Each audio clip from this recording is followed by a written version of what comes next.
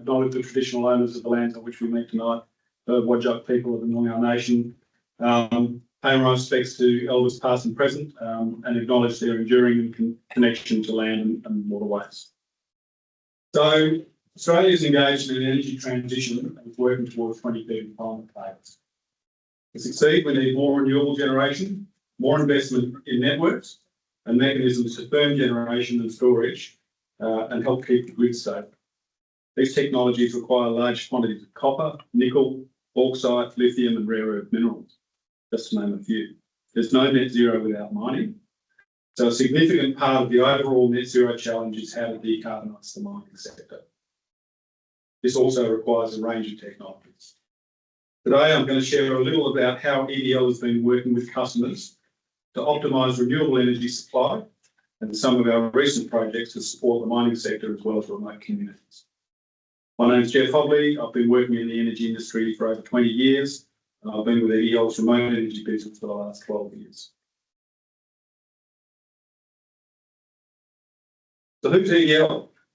We're a leading global producer of sustainable distributed energy. Put simply, we're a company that has been supplying remote power and supporting our customers to decarbonise operations for 35 years, well before it became mainstream or trendy. Over that time, we've changed from thermal power stations for remote mines to hybrid renewable operations incorporating wind, solar and batteries. We also convert waste gas from coal mines and community landfills into electricity and renewable natural gas. We're headquartered in Brisbane and have operations across Australia as well as the UK, USA, Canada and Greece. I head up our remote energy operations based out of Perth. We own and operate 83 power stations and gas processing plants. Our operations avoid the emission of approximately 3.4 million tonnes of CO2 each year. Across Australia, we own and operate 45 sites, including 22 sites serving off-grid mining operations and communities across the Northern Territory, Western Australia, Queensland and South Australia. EDL formed with the development of the Pine Creek Power Station in the Northern Territory. We built in 1988 and we still own and operate that today. And it's one of the most efficient power stations in the Northern Territory today. The Territories, I don't know if people are aware of it, is undergoing a bit of a gas shortage at the moment. And they like to keep that Pine Creek running as hard as they can because it's the most efficient consumer of the gas that they have available at that location. Our Australian operations are run by a dedicated team of 400 people on the ground, supported by a wide range of local and small businesses we're proud to work with. A key growth area in Australia is the development of hybrid power stations for customers in remote locations, be that mining operations or remote communities. And that's where a connection to a transmission network is not available.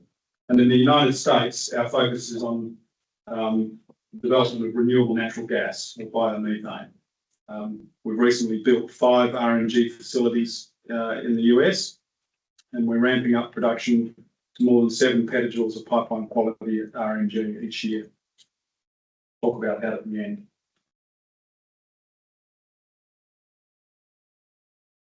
So in recent years, EDL has led the field in making renewables part of the overall energy solution, while maintaining and improving reliability or holding on reducing price. So it's, when we talk about the energy trifecta of reliability, sustainability and cost, in the remote energy space, we're actually able to deliver all 3 of those.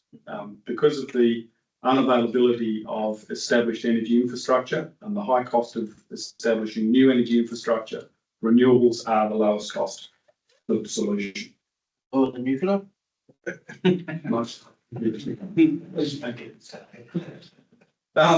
hasn't happened by accident. It's actually been part of a considered plan that we've been working on over many years. So we started back in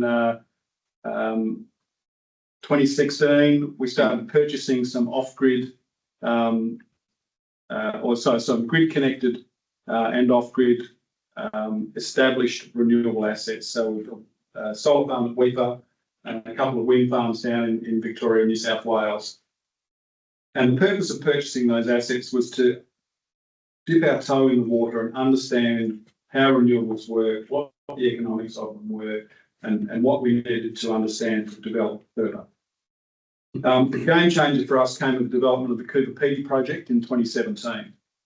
We transitioned an old diesel power station to a hybrid station consisting of wind, solar, batteries. There's also load banks and diesel UPS system. It sort of has every technology you can imagine piled in there. This is sort of one of the first projects of that scale and that level of renewable penetration that was done in Australia. The existing diesel power station remains to provide backup for the renewables, and that station delivers long-term around 75% renewable energy to the town of Cooper Pedy. It's offset more than 1 million litres of diesel fuel each year running up and down the highway. It is run continuously on renewables. The longest stretch we've done is just over 4 days continuously on renewable, 100% renewables. Just, I've heard people crowing that they got to 40 minutes. Well, we've done 4 days. Following that came our award-winning project at Agnew in the Northern Goldfields. And this was the first mine to be powered by wind at a large scale. The station comprises a 54 megawatt microgrid, including wind, solar, batteries, and underpinned by a thermal power station that includes gas and diesel generation. And actually the gas generation there is probably one of the trickiest parts of that operation in the way that it runs. And then more recently, we built the Jabiru hybrid power station on the doorstep of Kakadu National Park.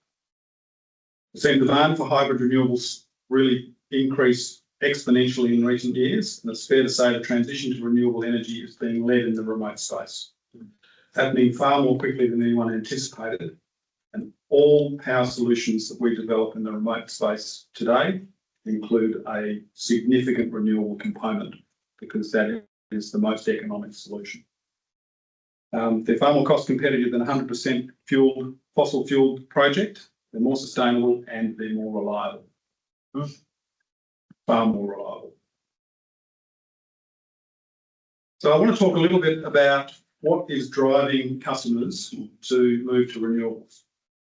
I'll start by talking about targets set by government.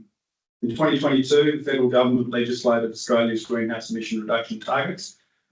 They included a point-in-time commitment to reduce greenhouse gas emissions by 43% by 2030 and a multi-year emissions budget for the period of 2021 to 2030. There's also a long-term commitment to reaching net zero by 2050 and the preparation of plans to achieve that goal. There's also this notional target of 82% renewable across major energy grids in Australia. And that hasn't been an official sort of target, but it's sort of morphed over time to becoming pretty much an official target as a result of the implementation of the Rewiring the Nation policy. The plan is also currently being developed to deliver targets for 2035 with consultation underway or opening soon across 6 major sectors. In addition to federal government targets, there's state-based targets. All Australian states and mainland territories have made commitments to achieve net zero by 2050. Many states have interim targets aligned with this outcome. However, only some have legislated their targets. We also have mandatory reporting measures.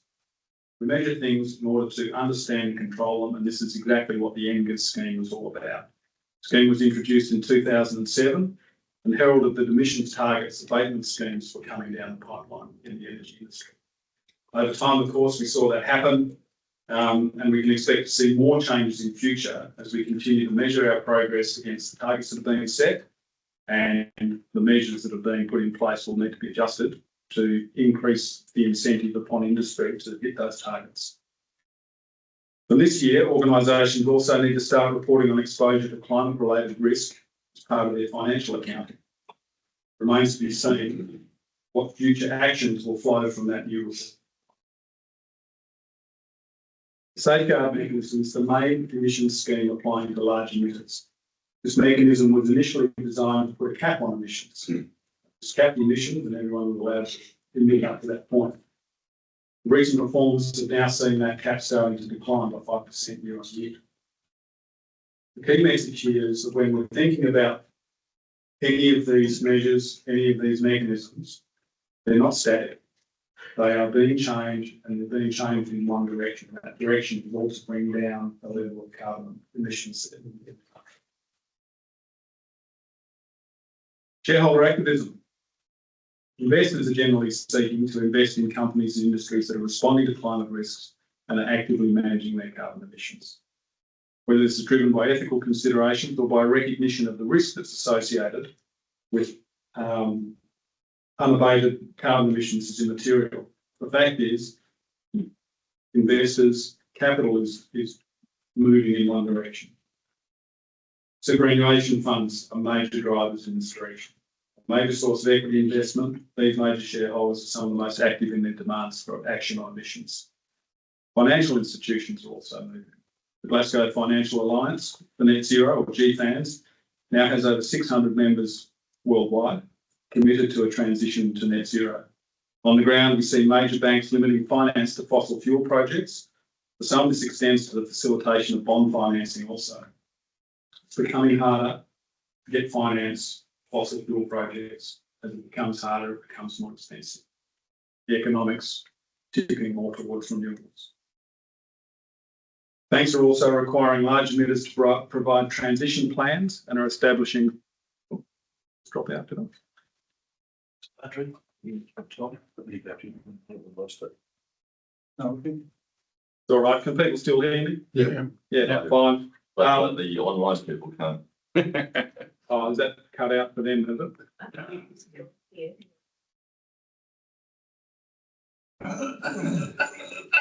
Yes, they can hear. They can hear? Excellent. Okay, I'll keep talking.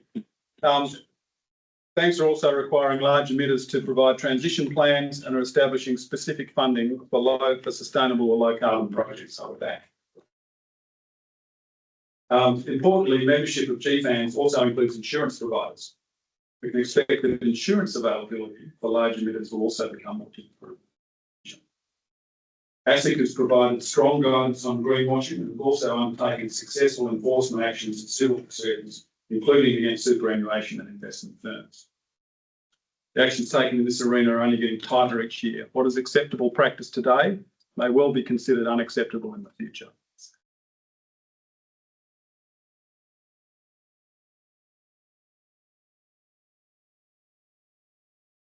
So let's have a chat about Coober Pedy.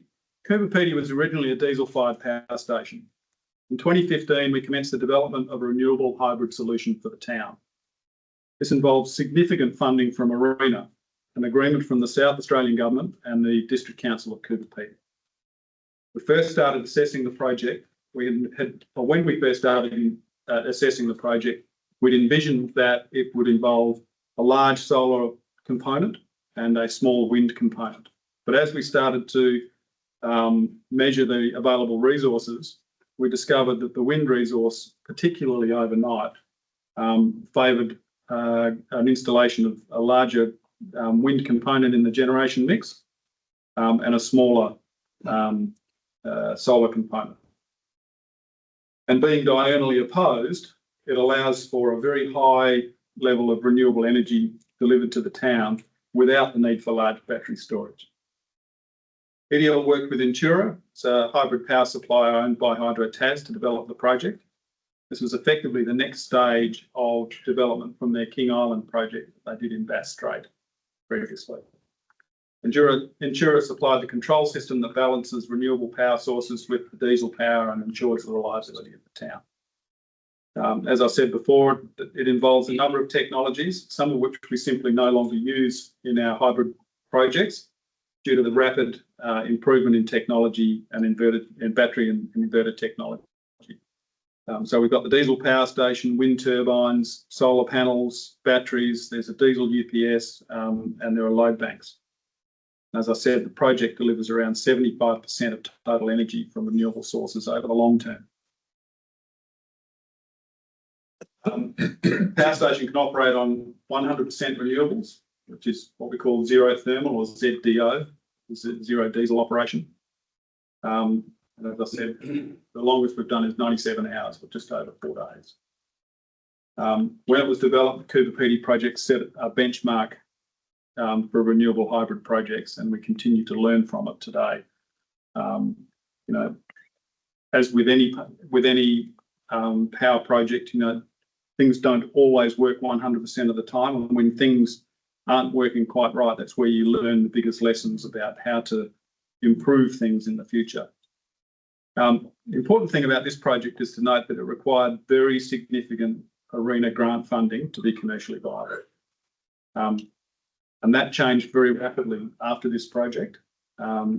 So when we did our Agnew project, the mine required a very small amount of ARENA funding for part of it. Mine previously had been powered by a transmission line from Leinster.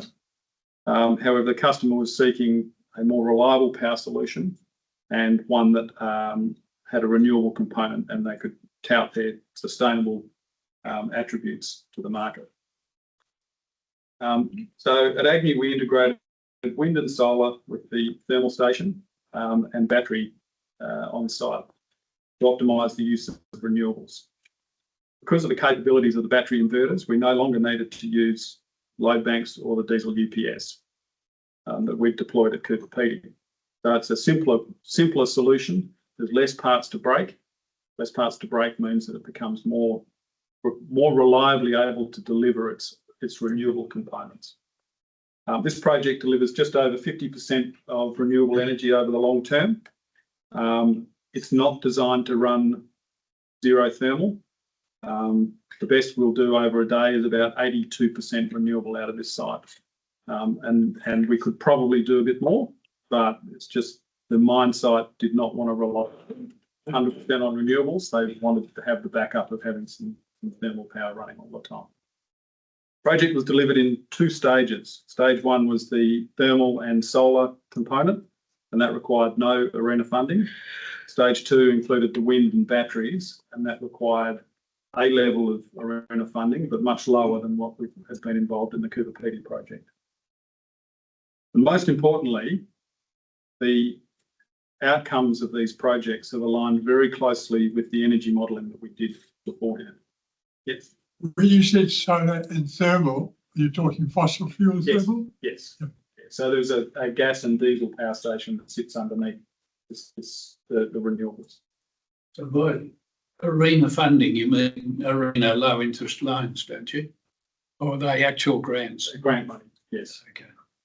What percentage was that? I'm not going to share the percentages with people. Just let's say that in Cooper Pedy it was substantial, and at Agnew was a lot less substantial. Should we leave questions to the end? Let's just. I'm happy to have questions at the end, but yeah, let me get through my last couple of slides and we'll have questions. So most recently we developed the Jabiru hybrid power station in the Northern Territory. This is the Northern Territory's highest renewable microgrid of its scale. The station provides a sustainable model for remote communities to reduce dependence on expensive fossil fuel as well as their carbon footprint.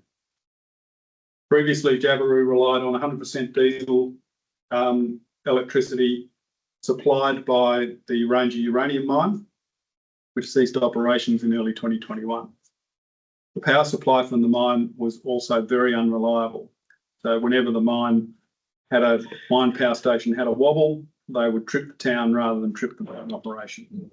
And they'd get, you know, up to several outages a week at that site. The new power station comprises solar and batteries underpinned by diesel generation. And the power station took around 12 months to construct from, a wooded site to the operating power station, which was a pretty good run. We also had a really good project of engagement with the local Indigenous Ranger group on site. So when it came to clearing the land for the solar farm, we engaged the rangers to come through and clear all of the native fauna out of the site and mark trees that might have been fauna sites. And then we basically went through and picked the trees down just very slowly, one by one, rather than just sort of dragging it all down. and we've continued that partnership with the rangers up there. They've got a management monitoring program they've got for a threatened species in the offset region, which is offset land area, which is just to the left of that picture up there. So that's been a really good experience for us. Project is designed to run on zero diesel and generally does this every day. So in the morning, as the sun comes up, the solar generators or solar panels start to generate, the diesel engines shut down, and it sits there and just runs with no diesel generation all day. And then as the sun goes down, the diesel generators just start to kick back in slowly and run overnight. And there's a little bit of energy arbitrage between day to night through the battery system. And over the year, it delivers just over 50% renewables from essentially solar only as the renewable resource. It's a great milestone for northern areas of Australia where wind resource is very limited. The project required no ARENA funding and represented the lowest cost solution for the site. Since we developed this project, solar and battery costs have declined over time, and if we were to do this again, we would probably be looking more like close to a 70% renewable penetration instead of a 50% of Jabiru. Just because of the time, a few years that have elapsed. I'll talk a little bit about our global control centre. So all of our power stations are designed to operate autonomously. We generally have on-site personnel to perform daily maintenance and respond to any issues. However, they're not a 24-hour presence. We maintain 24-hour or 24/7 oversight from our global control centre, which is based in our Brisbane office. We have a backup facility in our Perth office on the terrace. GCC is critical to supporting our ability to maintain continuous power supply and whilst maximising the renewable fraction of each of our sites. You can see the dashboard down on the bottom right of the slide actually shows the readout from Agnew, and we use this data to develop modelling for future sites. And that's sort of showing the input from gas engines, solar, wind, and batteries at that site. As I said, at Agnew, we're achieving over 80% renewable at times, and we've benchmarked it against our energy modelling that we do, which is a proprietary energy model that we developed for these projects, so that we can reliably predict how new projects are going to perform. And the performance we get is very, very closely aligned with the performance that we've modelled. And that's critical because being able to reliably model the performance you're going to get from your renewable assets is key to providing the lowest cost of electricity and the lowest development cost for those projects. It's also worth highlighting that the team we have who developed our Cooper Pedy project are still with us today, and so we've got a consistent team of people and their learnings with each project that we develop. Pretty passionate about the role they play to decarbonise the remote sector and ensuring our projects fit the purpose. So where do we go next? Zero carbon. So how do we get to zero carbon in mining? Remembering that globally net zero doesn't happen without the mining industry. It's going to take a combination of many things. It requires close collaboration between the mine and the energy provider, more so than we've seen historically. The base begins with high penetration renewable power stations. Projects we're developing today are typically targeting about 85% renewables as the lowest cost solution. Next phase involves dynamic load shifting so that we can actually get the load of the mine matching the generation of the power station more than it does historically. They'll never do it 100%, but there are ways that mines can adjust their operations to generate more and stockpile whilst the wind is blowing.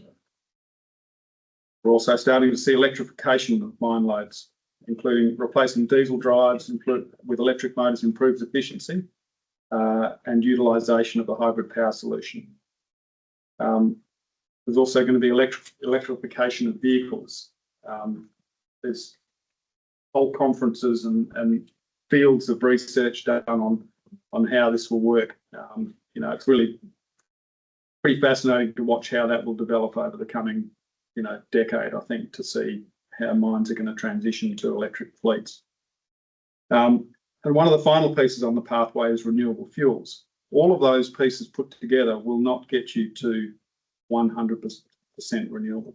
There's always going to be a few percent at the end that will be extremely cost prohibitive to achieve with those existing technologies and ways of managing.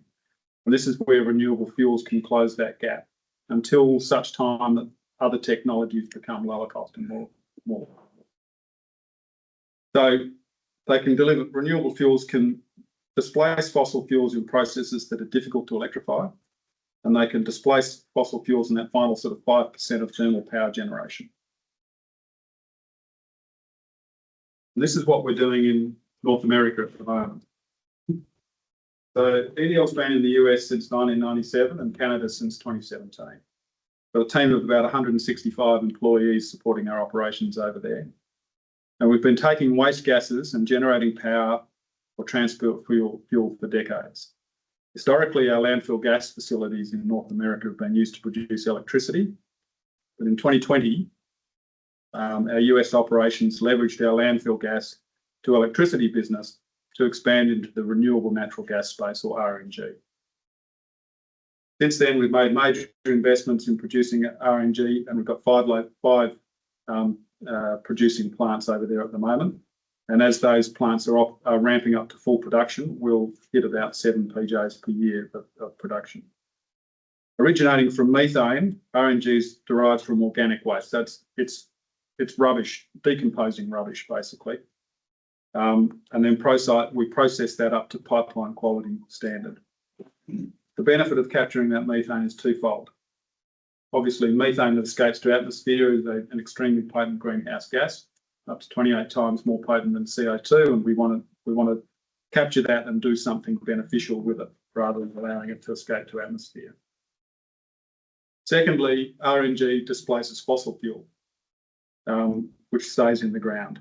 The carbon in the RNG has already been in the ecosystem. It's got a very short carbon cycle instead of the extremely long carbon cycle that fossil fuels have. So we're not adding new carbon over the long term. RNG is compatible with existing pipelines and natural gas appliances, avoiding expensive upgrades for households or businesses. And there's no need to change any equipment to use it. Gas networks don't need to upgrade their pipeline. It's used as a natural gas substitute for hard to electrify industries. Can also be liquefied to LNG, compressed to CNG, and is used extensively in the transport system across North America and Europe, helping to decarbonise transport where it's displacing diesel fuel. Importantly, it can be produced at scale today using existing technologies. Much cheaper than developing hydrogen for today, and unlike hydrogen, it's a straightforward replacement fuel for fossil fuel gas. RNG can be converted to low carbon biofuels, which can help decarbonise for heavy transport, trucks, shipping and aviation. This would also help improve domestic fuel security. It has significant advantages over other renewable operations such as solar and wind, and which require major infrastructure changes and potentially clearing vast areas. So you can take a renewable gas where using a small space. It's realistic and it's a sustainable approach to help on the journey to net zero. It's not something that's happening in Australia at the moment and probably requires some legislative change in order for that to happen. So it is something that as a business, obviously we're very interested in and very interested in seeing whether that industry is able to be developed in Australia. In conclusion, we've been decarbonising industry for over 30 years, well before it became mainstream or trendy. We're well on our way to achieving net zero mining operations, and it's happening a lot quicker than we originally expected. Our sector and industry is in a period of rapid change, the likes of which none of us really had expected or had experienced previously. Work by EDL and others to offer increasing RE% renewables solutions are critical to Australia hitting its targets, and we're well positioned to make a significant contribution. There are many paths to net zero for mining. To be successful, energy suppliers and miners need to collaborate. We need to communicate and work together to ensure the solution is designed to accommodate customers' future plans. This must be readily changeable to take advantage of evolving renewable technologies. Like I said, for me, it's been a really exciting industry to be involved in over the last 20 years. And every year that just keeps getting more interesting and more exciting because it is changing so quickly and so rapidly. Thank you very much. And I'm very happy to take questions. Make sure those questions are like appropriate. So, you know, Geoff is, you know, comes from a commercial background, so it's big picture. So don't be asking, you know. You can ask. I'll tell you if I can't answer. Well, I don't think so. Yeah, the Agnew gold mines near Leinster, and that's part of where the state government wants to build its new goldfields grid to take advantage of power coming from mine sites in that area. But the government seems to want the industry to pay for the transmission lines. What are your views about that? Look, I think the industry ultimately will move to the economically rational solution.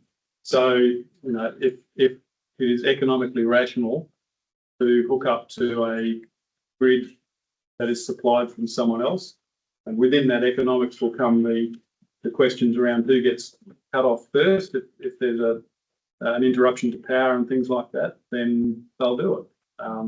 But if you look at the way mining companies behave generally, I suspect it would be a big ask. And I think with the news from BHP around Nickel West last week, I suspect it would be a much bigger ask. Good, Max. He's right. How has the changes to interest rates impacted the economics of the projects? Yeah, good question. Look, at the end of the day, we probably haven't seen a huge impact just yet. You know, the difference between a traditional fossil fuel power station and a renewable hybrid station is that, you know, this option has a low capital deployment, high operating cost in the cost of fuel. And this option has a high capital deployment, low operating cost because it's not using very much fuel. So efficiency of generation, of thermal generation, becomes far less critical with your hybrid solutions, whereas efficiency of your generation is highly critical in a purely thermal station. Over time, you would imagine that, you know, if interest rates are pushing up the rates of return on capital deployment, then yes, there may be some impact to that higher capital deployment model. However, it's also going to be having an impact on your cost of fuel, I would imagine, with the development of new projects, fossil fuel sites as well. So it'll be hard to sort of tell exactly how it'll play Ivan. There are hundreds of councils in WA and thousands in Australia that all have green processing facilities, as in landfill or yes. And so on. Has EDL investigated that market for anaerobic digesters to produce renewable gas? Yeah, so on the east coast of Australia, we have very significant landfill gas operations. Same in the UK, US, where we're tapping into landfill sites. You generally need a fairly large landfill site to make that economic.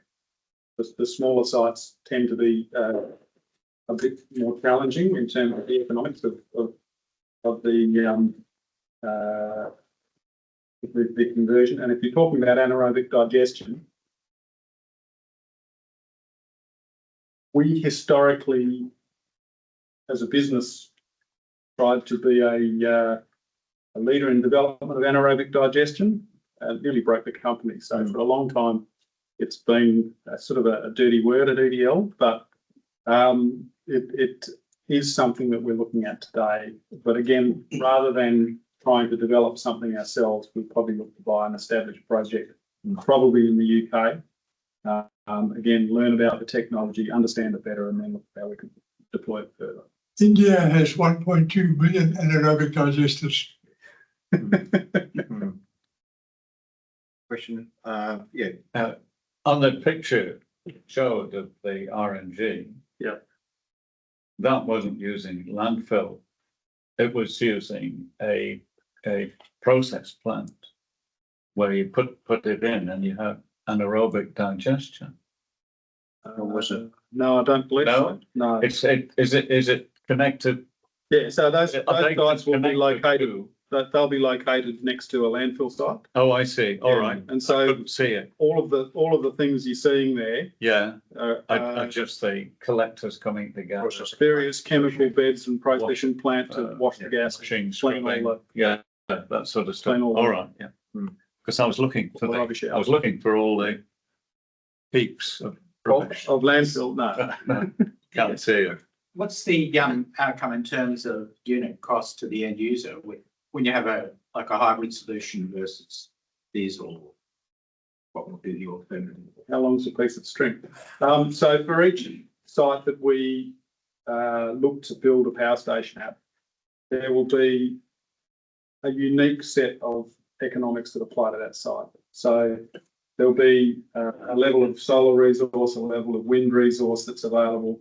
There'll be a distance from established energy infrastructure, which will determine whether, gas is available as a thermal fuel, or is it LNG, or are we having to run on diesel? What does the load look like? How long is the term of the project? And all of those things have significant impact on what the ultimate solution is going to look like for the customer. So there's no one answer, but we would typically see that very short-term projects are challenging because, when you're deploying renewable generation plant on the ground, to get the best outcome, you want to amortize that plant over the life, the useful life of the asset. So that's typically 20, 25 years. If someone's coming to me and said, I've got a mine that's got a 3-year mine life, can you build me a renewable hybrid power station? We go, well, probably not. Once we get to about 10 years, they start to become viable, and beyond 10 years, they become, very good solutions. The challenge is, of course, that 3-year mine is probably still going to be there in 20 years' time.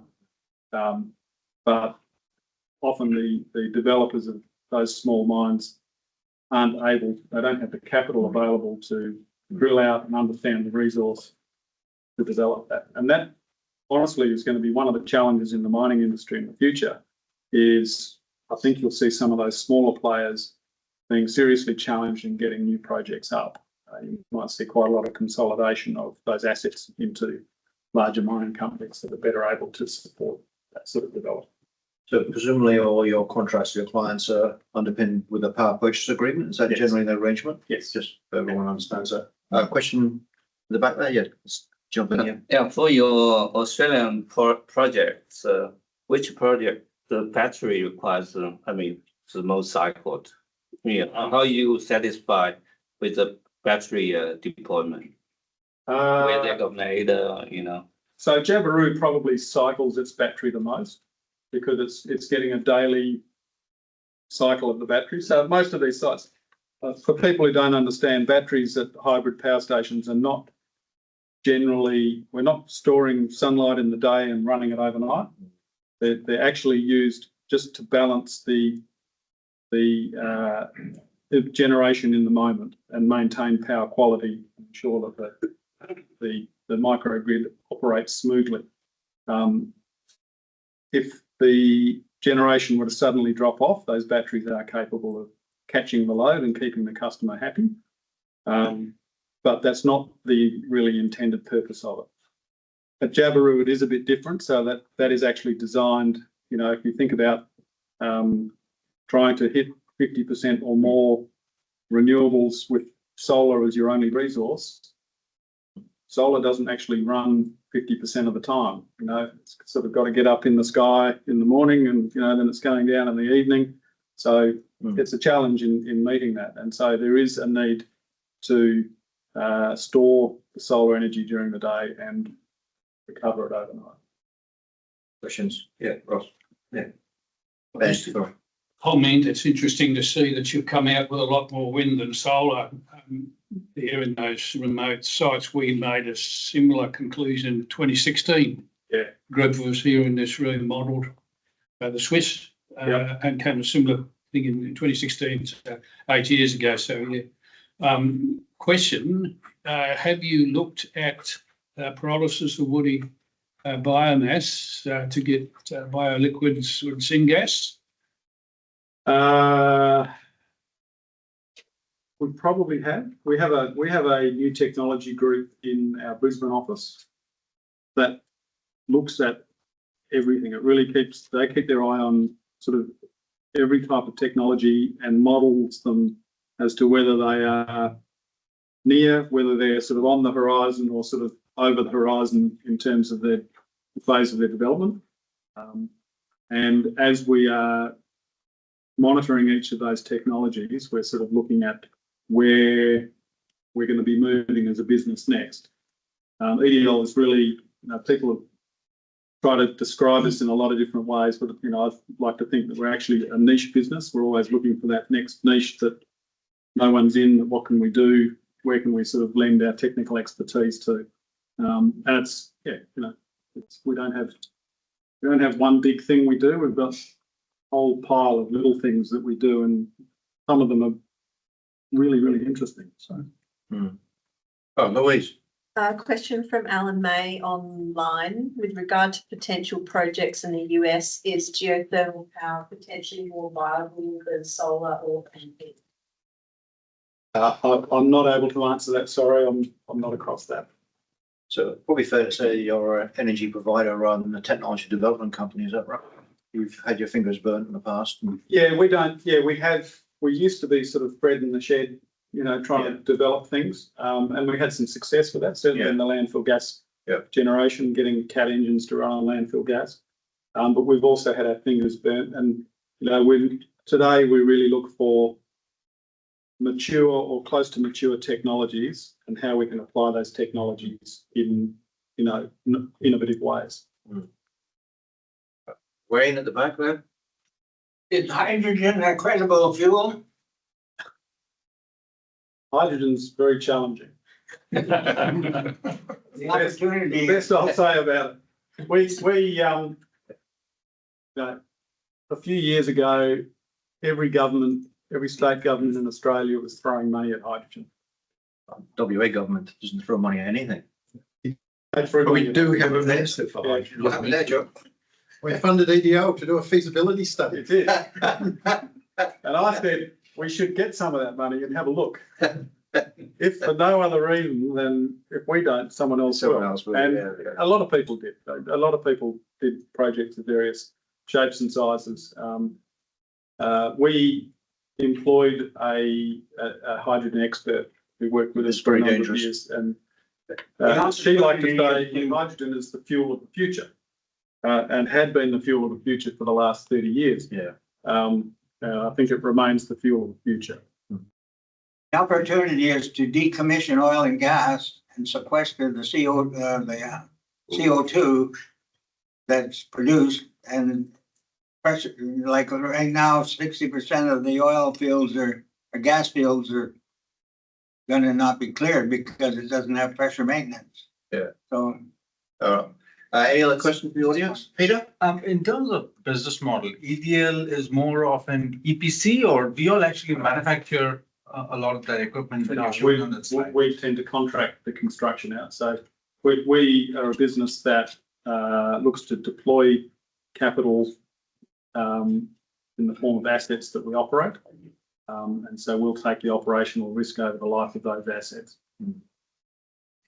Question for you, Geoff. EPC contractors have had a bit of a mixed bag in terms of renewables. We're seeing quite a few large EPC contractors go bust, either from underestimating the level of effort required or rising prices or whatever else.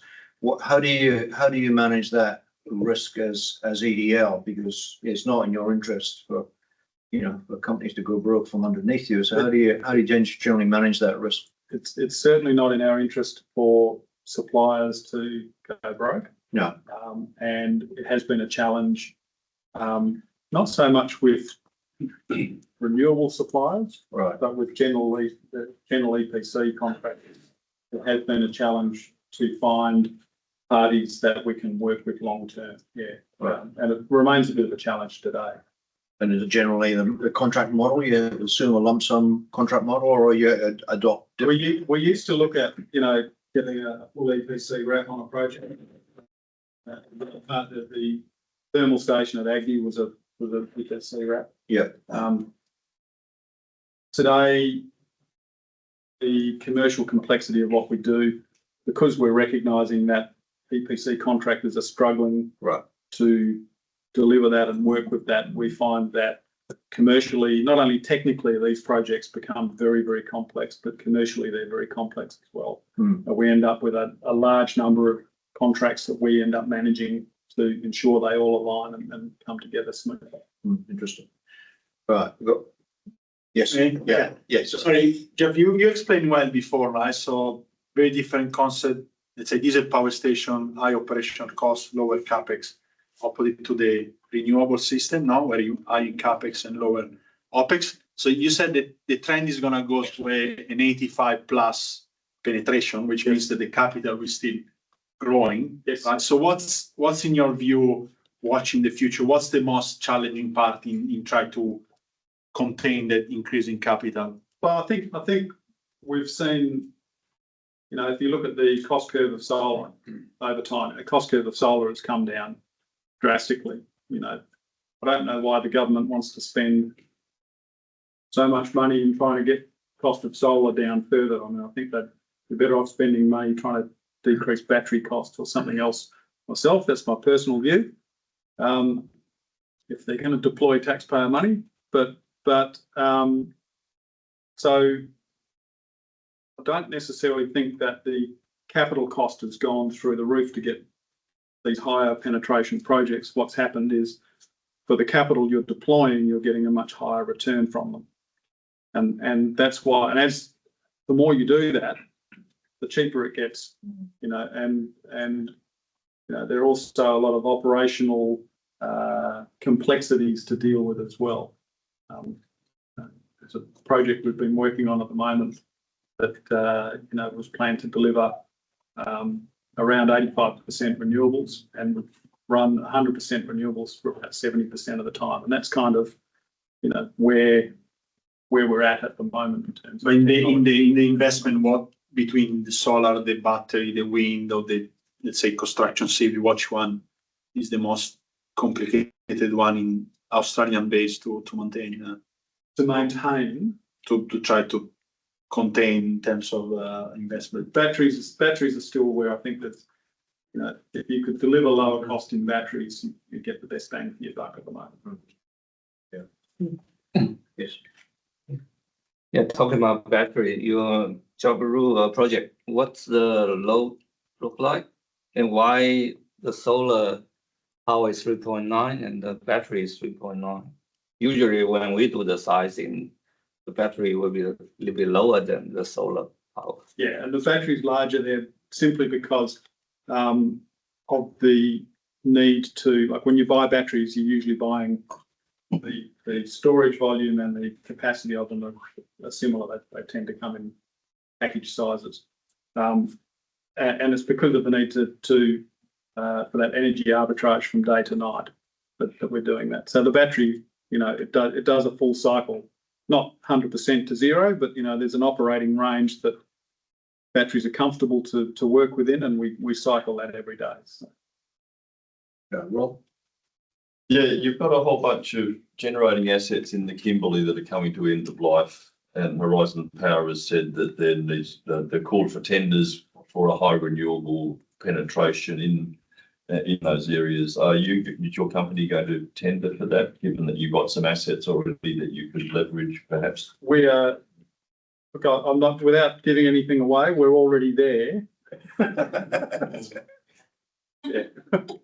So, but if that is the case from the modelling we did a couple of years ago, especially in Broome, there's a seasonal difference in renewables generation, and in the dry season you're getting a lot. In the wet season, you need a lot more fossil fuel backup to do things. Yeah. And if you're using currently LNG, if you bring the LNG up and use it, that's all right. If you've got to wait for 6 months with no LNG and then you bring some LNG up, then there's an economic issue, isn't there, in terms of the costs of.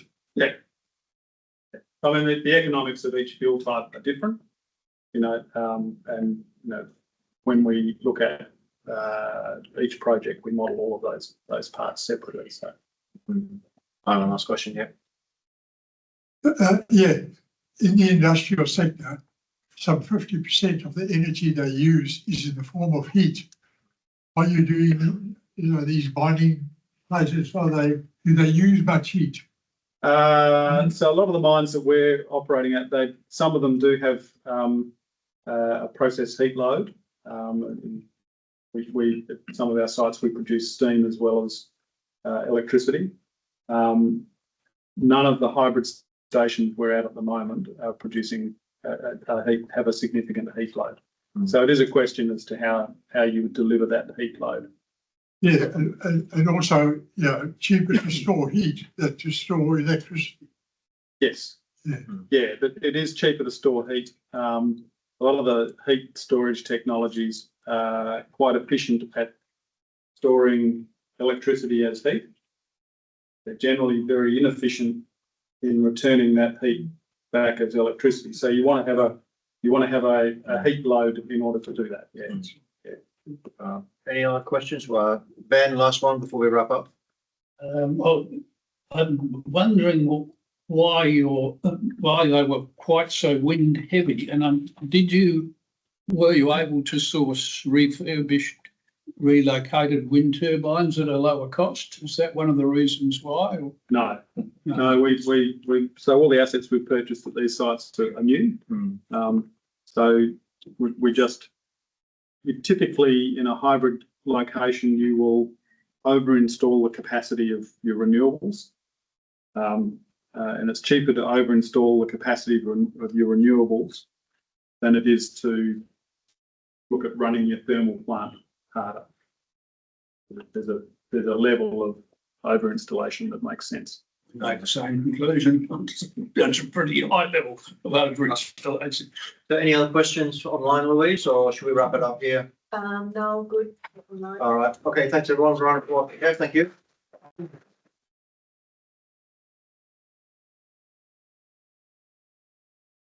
All right, so hang around, do a bit more networking.